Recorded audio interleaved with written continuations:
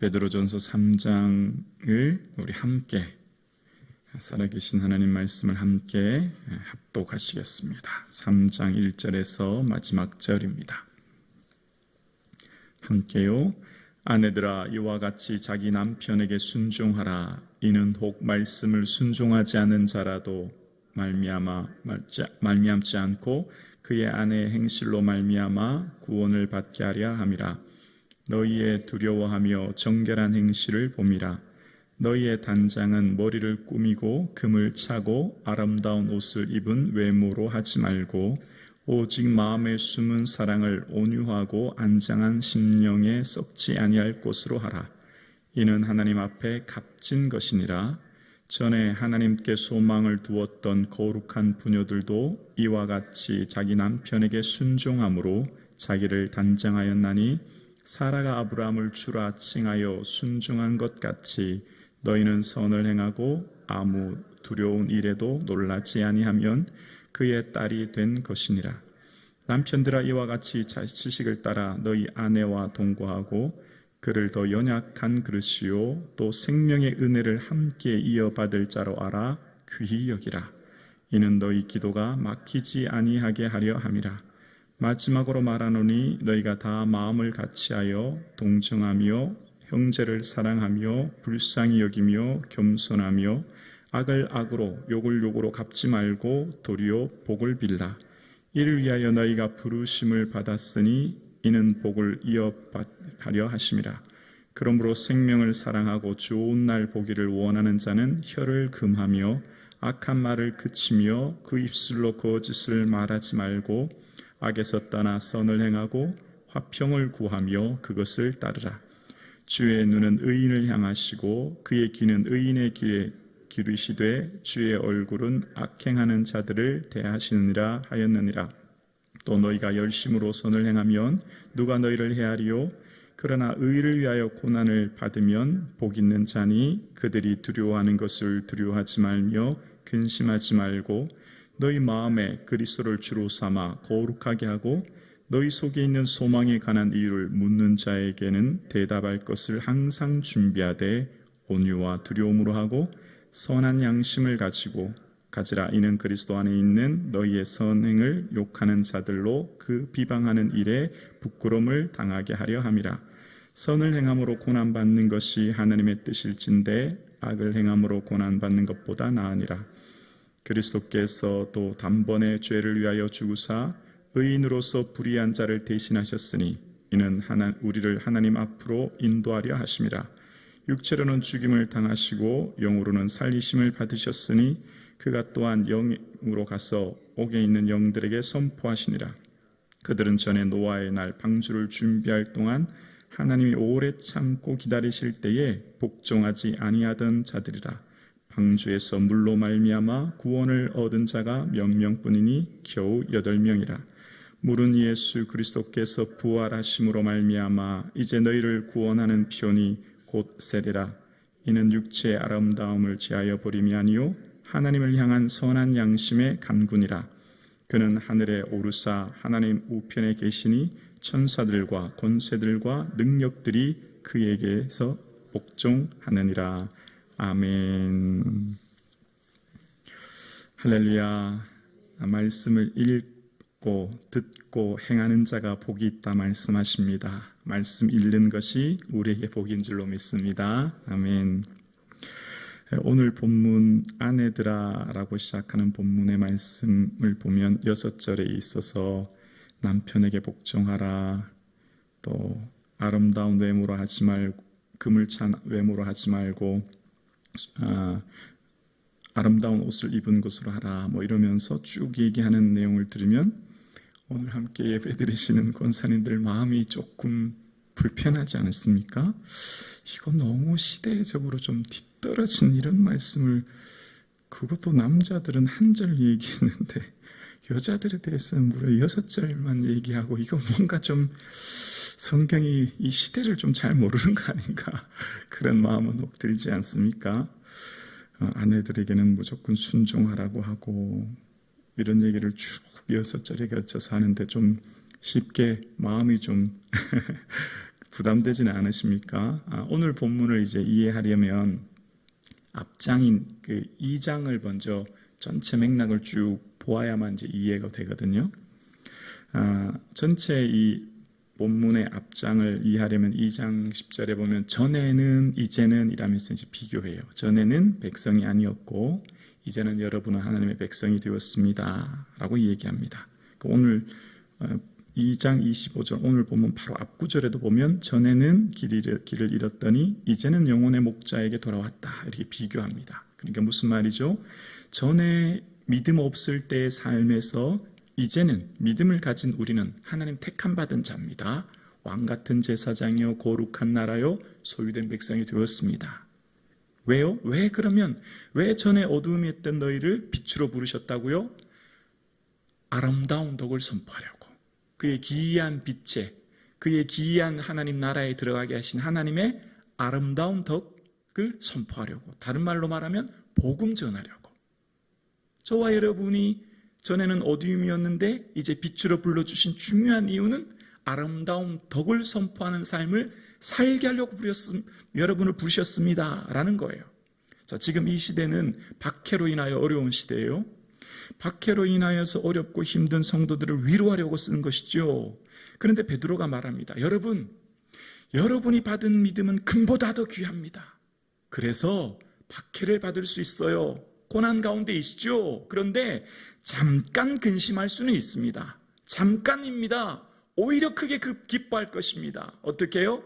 그리스도 안에서 하나님 나라의 칭찬을 받게 됩니다. 영광을 얻게 됩니다. 존귀를 얻게 됩니다. 그러므로 여러분, 지금 여러분을 시험하는 불시험으로 인하여 연약하여 넘어지지 마십시오.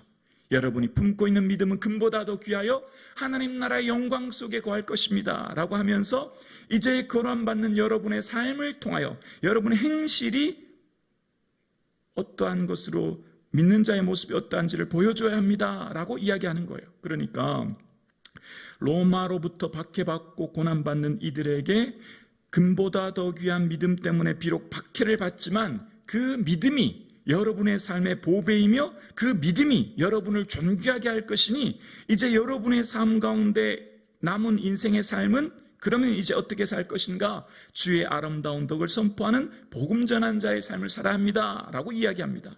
그러면 복음 전하는 자의 삶은 어떻게 해야 될 것인가? 무엇이 복음 전하는 자의 삶인가? 어거스틴은 그런 말을 했죠. 성도는 항상 복음을 전해야 된다. 필요하다면 언어를 사용해야 된다. 그렇게 말했어요. 무슨 말이죠? 삶이 복음 전하는 자의 삶이 되어야 되는 거예요. 삶이. 필요할 때만 언어를 사용하는 거죠. 예수 믿으세요는 필요할 때만. 그의 삶의 영역 전체가 뭐죠? 선한 행실이 그리스도의 선한 모습이 드러나게 하는 거죠. 그러니까 오늘 본문에 그러면서 아름다운 덕을 선포하는 자의 삶은 무엇인가? 첫째, 좋은 시민이 되어야 된다. 좋은 시민. 성도로서의 살아가는 삶은, 복음 전하는 자의 삶은 좋은 시민 되는 거예요. 그래서 주 안에 주를 위해 모든 제도를 순종하는 거예요. 왕을 존대하는 거예요. 그래서 우리의 선한 행실을 보고 하나님께 영광 돌리게 하는 거예요. 이게 오늘 앞단락의 내용이었죠. 그리고 두 번째 오늘 본문에 뭐죠? 복음 전한 자의 성도의 삶, 참된 믿음을 가진 자의 삶은 뭐죠? 좋은 아내가 되는 거죠. 좋은 아내가. 좋은 남편 되는 거예요. 일상의 삶을 말하는 거예요. 그러니까 오늘 본문 3장 1절에 이렇게 말합니다. 아내들아, 이와 같이 앞단락을 이어서 얘기하는 거죠. 이와 같이는 자기 남편에게 순종하라. 왜 순종해야 되죠? 그 이유가 나와요. 이는 혹 말씀을 순종하지 않은 자라도, 뭐죠? 믿지 않은 자라는 뜻이죠. 말씀을 순종하지 않은 자라도 말로 말미암지 않고, 말이 아니라 뭐라고요? 그 아내의 뭐죠? 행실로. 교회 다닌다고 밥도 안 하고 청소도 안 하고 교회만 쫓아다니는 게 아니고, 교회 다니기 때문에 더 열심히 집안일 하고, 더 열심히 남편에게 봉사하고, 더 열심히 아이들을 잘 양육하고, 수고를 더 많이 해야 된다는 거죠. 말이 아니라 뭐라고요? 행실로. 내가 아내를 보니까 예수님이 계신 것 같아. 내가 믿는 예수 나도 믿어야 되겠다. 그렇게 하라는 거죠. 그러니까 예수 믿는 삶, 그러니까 참된 믿음이 무엇인가를 말하는 거예요. 참된 믿음은 거창한 일, 거대한 일, 위대한 일을 이루는 삶이 아니라는 거예요. 믿음은 일상이라는 거예요. 일상. 삶을 충실히 사랑하는 것. 눈을 뜨는 아침부터 눈을 감는 그날까지 나의 가장 가까이 만나는 사람, 아내, 늘 만나는 남편, 그리고 앞전에 말했던 사환이라고 말했죠. 종을 말하는 거예요. 늘 가까이 만나는 주인과 종, 직장 동료, 늘 가까이 하는 사람에게 그리스도의 선한 모습이 드러나게 하는 것이라는 거죠. 베드로는 여러분 제자 중에 가장 능력 있는 종이었어요. 왜냐하면 아무도 걷지 못하는 무리를 걸었지 않습니까? 베드로만 무리를 걸었어요. 아시는 것처럼 베드로는요, 다비다야 일어나라 그랬더니 죽은 다비다 여제자가 일어났어요. 그래서 베드로가 지나다니면 막 요를 가지고 병상체 가지고 나왔어요. 그림자라도 덮일까봐, 병이 나을까봐. 그만큼 능력 있는 종이에요. 그러면 초대교회 박해받는 교인들에게 여러분, 믿음은 기적을 일으키는 것입니다. 믿음은 유혈혁명을 일으키는 것입니다. 믿음은 전복하는 것입니다. 믿음은 역사를 일으키는 것입니다. 이렇게 말해야 좀 맞지 않습니까? 그만큼 능력 있는데. 근데 베드로는 뭐라고 말하죠? 참된 믿음은 좋은 시민이 되고 좋은 아내가 되고 좋은 남편이 되는 것입니다. 참된 영성은 삶에서 드러나는 것입니다. 아멘이십니까? 아멘입니다. 좋은 목사는 겸손하게 매일의 삶을 충실히 성도들을 사랑하며 사는 것입니다. 무슨 기적과 능력과 이적이 없어도 내게 맡겨준 성도님들 눈물로 기도하는 거죠. 좋은 장로님들은 무슨 큰 능력과 많은 예물을 드리고 많은 일을 하는 것보다 성도님들을 위해 기도하고 겸손히 섬기고 품는 것. 좋은 권사님은 좋은 아내 되면서 또한 교회를 향해 섬기는 삶의 충성. 그러니까 일상의 삶에 작고 소소하고 보잘것없는 삶을 충실히 살아가는 것이 참된 믿음이요, 그것이 하나님의 아름다운 덕을 선포하는 삶이다 라고 이야기하는 것입니다. 그것이 곧 하나님 기뻐하는 삶이라는 거예요. 그러니까 믿음은 존재론적이며 관계론적이라는 거예요. 내게 만나는 일상의 삶의 관계, 아내와 남편, 직장 동료와 상사, 그리고 국가와 민족과 사회로서의 좋은 관계가 이어지지 않으면 하나님과의 관계가 옳게 이어질 수 없다는 거예요. 그래서 그것을 어떻게 증명하냐면 7절 마지막에 이런 얘기를 하죠. 7절을 제가 읽어볼게요. 남편들아, 이와 같이 지식을 따라 너희 아내와 동거하고 그를 더 연약한 그릇이요 또 생명의 은혜를 함께 이어받을 자로 알아 귀히 여기라. 이는 왜요? 너희 기도가 막히지 아니하게 하려 함이라. 아멘이십니까? 아무리 거룩하게 보이고 제가 여기서 아무리 설교를 잘해도 제 아내가 마음이 상하고 제 아내가 힘들면 기도가 막힌다는 거예요. 우리의 믿음은 관계이라는 거예요. 관계. 이웃과의 관계가 되지 않으면 결코 하나님과의 관계가 이어질 수 없고, 내가 무슨 여기서 거룩하게 보이고 철야를 하고 금식해도 소용없다는 거예요. 소용없다는 거예요. 내 아내가, 내 사랑하는 아내가 상처받고 힘들어하는데 내가 무슨 목회를 거창한 목회를 해도 소용없다는 거예요. 기도는 관계라는 거예요. 그래서 기도의 우선순위가 있어요.